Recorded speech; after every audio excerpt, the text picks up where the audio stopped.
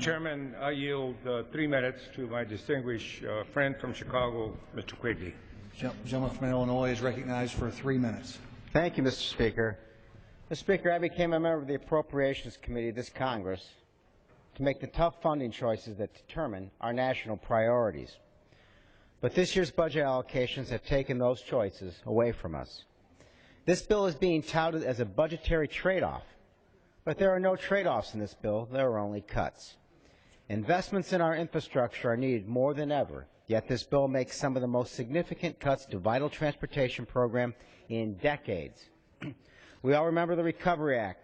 Interesting fact about the Recovery Act, about 6 or 7% of that bill dealt with infrastructure. But that 6 or 7% of that bill created about 2/3 of the job that the Act created.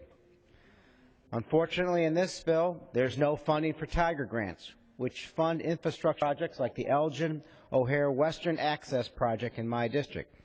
No funding for core capacity grants to fund desperately needed improvements to transit systems like the Chicago Transit Authority. Instead of increasing safety and capacity in air travel, we're slashing funding to the FAA's Air Traffic Control Modernization Program. Instead of expanding rail service, we're cutting Amtrak's capital program by 37%. And the housing numbers are even worse. This bill cuts funding to housing programs that not only work, but have a proven record of saving the taxpayer money. No funding for the Choice Neighborhood Program, which helps communities revitalize distressed neighborhoods. Significant cuts to the Housing Opportunities for Persons with AIDS program, which is used to house some of the most vulnerable among us, and also another program which saves money. Community development block grants used by communities across the country have been cut in half and are at their lowest levels since the Ford administration.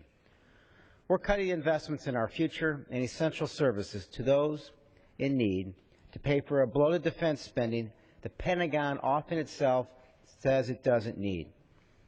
In the final analysis, countries that succeed invest in research, education, and infrastructure. Mr. Speaker, we are cutting all three. I joined this committee to make the smart funding choices that will propel our nation forward. But this bill does just the opposite. I urge my colleagues to vote no, and I yield back.